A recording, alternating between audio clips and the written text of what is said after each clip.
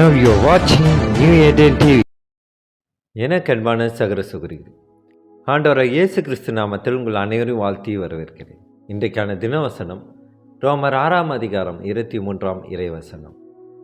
பாவத்தின் சம்பளம் மரணம், தேவனுடைய கிருபை வரமோ நம்முடைய கர்த்தராகிய இயேசு கிறிஸ்துவினால் உண்டான நித்திய ஜீவன். கர்த்தருக்கு மகிமை உண்டாதாக.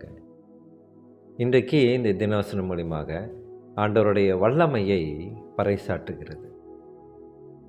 ஆதாம் ஏவாள் எந்த குறையும் இல்லாத ஒரு அழகான ஒரு ஏதேன் தோட்டத்தில் வாழ்ந்து கொண்டிருந்தார்கள். அவர்களுடைய வாழ்க்கை ரொம்ப செழிப்பாக இருந்தது. எதற்கும் குறைவில்லை.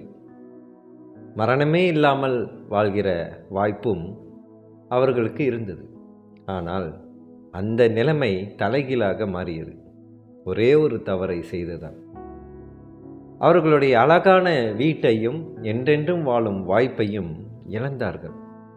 அவர்களுடைய பிள்ளைகளுக்கு எதை அவர்கள் சொத்தாக விட்டுவிட்டு போனார்கள்? ஒரே மனிதனால் பாவமும் பாவத்தினால் மரணமும் இந்த உலகத்தில் வந்தது.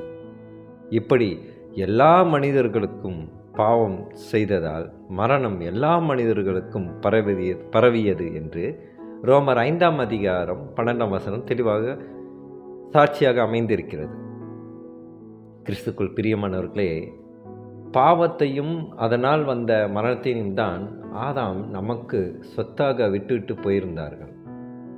பாவம் என்ற இந்த பெரிய கடனிலிருந்து நம்முடைய சொந்த முயற்சியால் வெளியே வர முடியாது. பாவத்தை இயேசு கடன்களுக்கு ஒப்பிட்டு பேசினார். நாம் பாவம் செய்யும்போது ஆண்டவரிடம் கடனாளிகளாக ஆகிறோம். அதனால் நாம் பாவத்துக்கு ஈடாக ஒரு தொகையை கொடுக்க வேண்டியிருக்கிறது. ஒருவேளை அந்த கடனை நாம் திரும்பி கொடுக்கவில்லை என்றால் நம்முடைய மரணம்தான் அந்த கடனை ரத்து செய்யும்.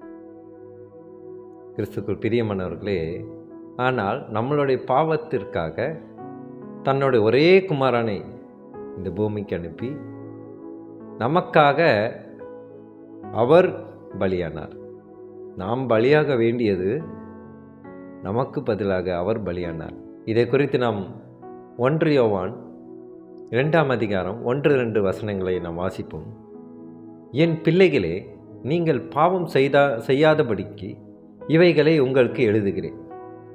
ஒருவன் பாவம் செய்வாயானால் நீதிபரராயிருக்கிற இயேசு கிறிஸ்து நமக்காக பிதாவினிடத்தில் பரிந்து பேசுகிறவராயிருக்கிறார். நம்முடைய பாவங்களை நிவர்த்தி செய்கிற கிருபாதார பலி அவரே. நம்முடைய பாவங்களை மாத்திரமல்ல, சர்வலோகத்தின் பாவங்களையும் நிவர்த்தி செய்கிற பலியாயிருக்கிறார். கர்த்தருக்கு மகிமை உண்டாதாக. இன்றைக்கு அநேக பேர் சொல்வார்கள், வெளிநாட்டு கடவுளை நீங்கள் வணங்குகிறீர்களே, இது என்ன நியாயம் அப்படின்ட்டு. இல்லை, வெளிநாட்டு கடவுள் இல்லை. அவர் இந்த உலகத்துக்கே சொந்தமானவர். நாம் இந்த 1 யோவான் 2 அதிகாரத்திலே 2 வசனத்திலே நாம் கடைசி பகுதியை நாம் வாசிப்போம். சர்வ லோகத்தின் பாவங்களையும் நிவர்த்தி செய்கிற பலியாய் இருக்கிறார். கர்த்தருக்கு மகிமை உண்டாதாக. எப்படிப்பட்ட ஒரு விடுதலை நமக்கு ஆண்டவர் கொடுத்திருக்கிறார். ஏன்? நம் மீது அளவு கடந்த அன்பு.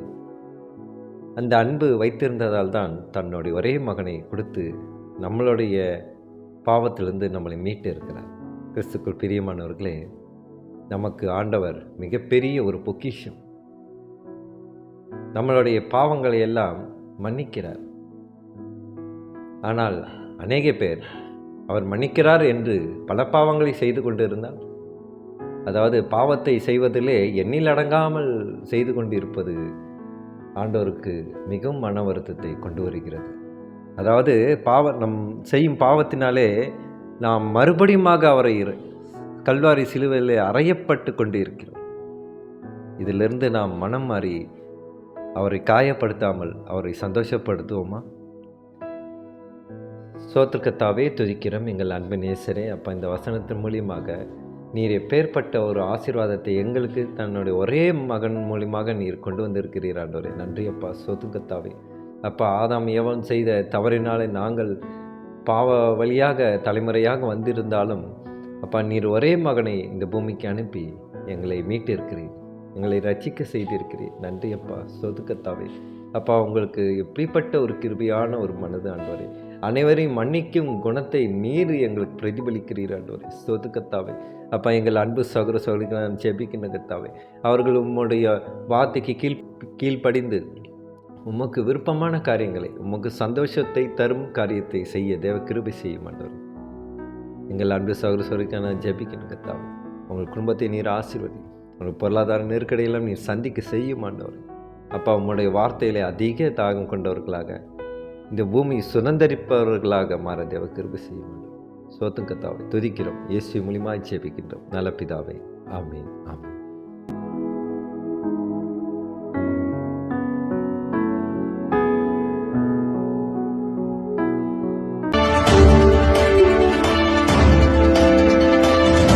Now you're watching New Eden TV.